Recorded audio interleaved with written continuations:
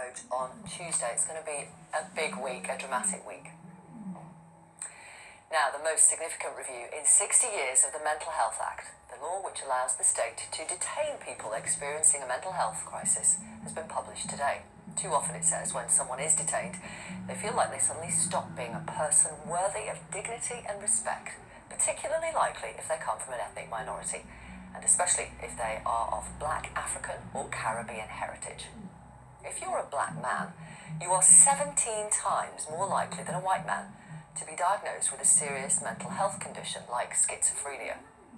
Black people are also 4 times more likely to be detained under the Act. The review, which was commissioned by Theresa May, has made a series of recommendations, including giving patients the power to nominate a person of their choice to be involved in their care decisions, and a recommendation that patients are transported in ambulances rather than police cars. But does that go far enough? Jackie Dyer is a mental health campaigner, and Naomi Elliott was detained under the Mental Health Act twice last year, but had the decisions overturned twice by a tribunal. Naomi, I want to talk to you about your experiences. You were detained under the Mental Health Act twice last year. Yeah. The first time was after a family row. Yeah. And the next door neighbour called the police. Police came, they arrested you, and they took you to a hospital. Yeah, to not general. a police station. No, they didn't take me to the police station. They actually asked me, did I want to go with the police or did I want to go with the hospital? And because I'd had quite a harsh treatment from the police, I didn't want anything to do with them. So it literally just been like, I'm going with the hospital. There was no clarity of the experience that I was going through. I didn't know what the process was that they were evaluating me for mental health. I didn't even know when I had got sectioned that I was sectioned. Why did you think you were being taken to the hospital? Just kind of being checked out because we did have a row, well, a fight, and because of the police as well, I had a lot of bruises. So I thought it was just a checkup, just to see if I was actually okay, because it was quite a traumatizing experience. Okay, so you were sectioned but had no idea you were being sectioned. No. When did you find out? Not until they had moved me from the general hospital to the section hospital, and after someone actually had a conversation with me, which was a good couple hours after, like about 2-hour drive. Did you understand what being sectioned meant? Was it explained to you why you were being sectioned? No, I had no idea. How were you feeling at that time then? Quite confused, quite traumatized. I hadn't slept as well, so it was quite an intense experience, and none of that was taken into account, I don't think. Right. Were you assessed? I wasn't assessed until 2 weeks after I was sectioned, which didn't make any sense. Because I was even trying to have a conversation with the psychiatrist, and he's telling me what had happened. I'm trying to tell him what happened, and he's totally ignored what I've tried to say. What I say doesn't matter. He has the authority to tell me that I have a problem, which he wasn't there to experience. You decided eventually to employ a solicitor to Yes. try to overturn what at tribunal? Yes. What were you trying to overturn? Oh, the decision of me being sectioned. I didn't need to be in hospital. I didn't need to be hospitalised. And that was important to you, to get that overturned, for them to say, actually, you didn't need to be sectioned. Yeah. And you won that. Yes, I won that. I did also want to overturn the diagnosis, but that's another kind of difficult process to go through in itself. That's a diagnosis you've been given of paranoid schizophrenia. Yes. Which you dispute. Yes. But after you managed to achieve that overturning at the tribunal, tell our audience what happened a few days later. I was sectioned again a few days later and sent to another hospital, another 2 hours away.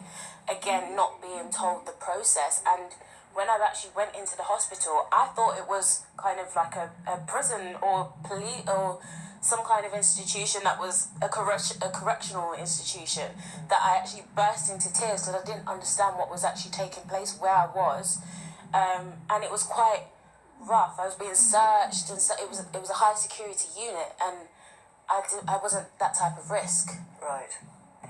What do you think about the fact that that happened to you a second time, having just overturned the process of the first time?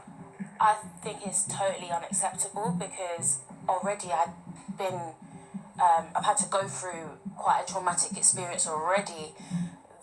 the first time was a month. The second time was about 5 more weeks. So altogether, I was hospitalised for 7 weeks. Right. So I had to stay in a situation that I didn't feel I needed to be in, and deal with patients, deal with staff, deal with all these different things, and no one's actually. I can't speak out to anyone, and no one can actually hear my voice because everyone else apparently knows better than I do about myself. How did that make you feel? That's quite soul-destroying because I'm literally fighting to be accepted, and I don't feel it has to be like that. Previously, you have had depression, as you've already told us. You dispute this diagnosis of psychotic schizophrenia. Yes. I beg your pardon. Yes. Is there anything you can do about that or not? Well, I feel that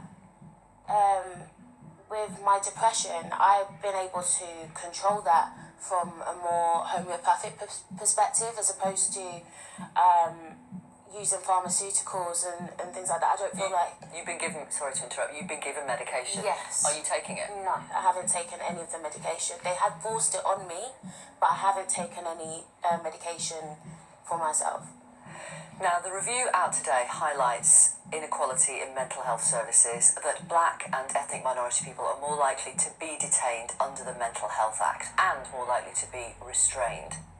Why do you think that is? I feel there's a massive cultural misunderstanding that's taking place. There is a lot of prejudices that are coming from professional opinion. There's prejudices, but it comes out as professional opinions.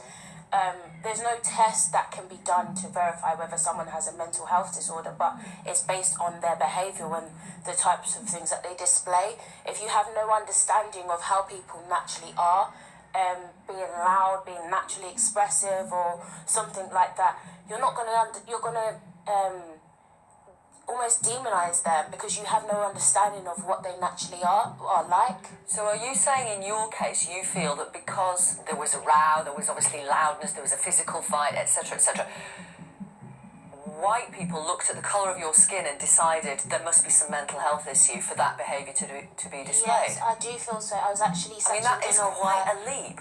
I was actually sectioned in a white majority area as well, so my experience I feel was more harsh for me because there was no way I could kind of relate. They don't really have a lot of kind of black people out there to understand what they are like.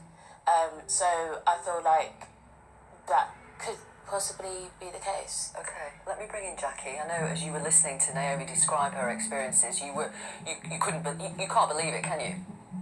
The sad fact is, and I feel really sad actually hearing your experience, and I'm so sorry that you had to go through that experience. It's very traumatic.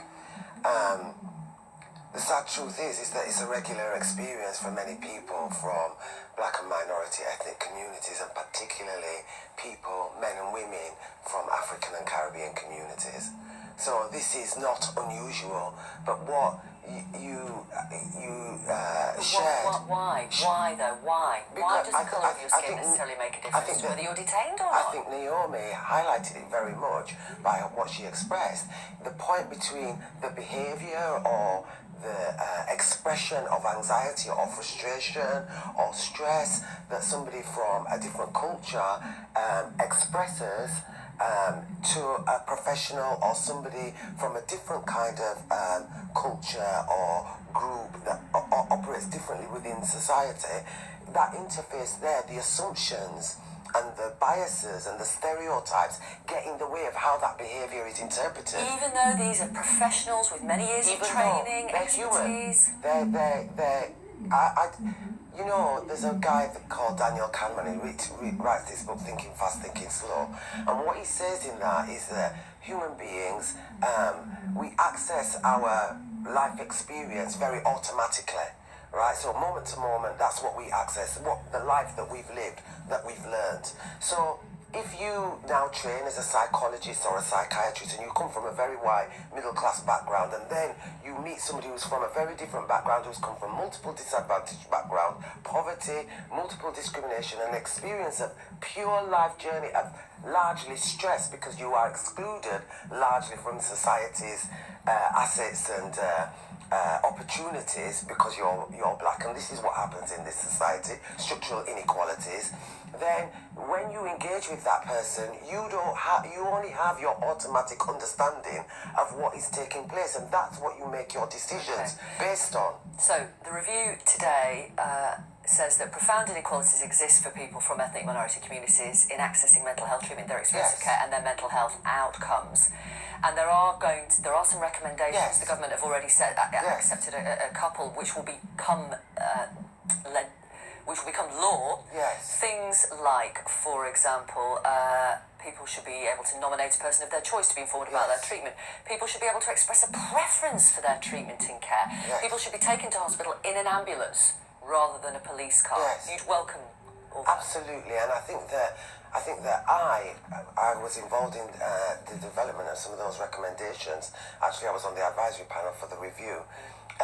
I really believe that if the fullness of those recommendations were implemented, then actually we would have much more culturally appropriate, respectful interactions with people when they are really vulnerable. Thank you very much, Jackie Dine. Thanks for coming on the programme. And Naomi, thank you to you as well. Naomi Elliott, thank you for being so candid about your experiences. Thank you.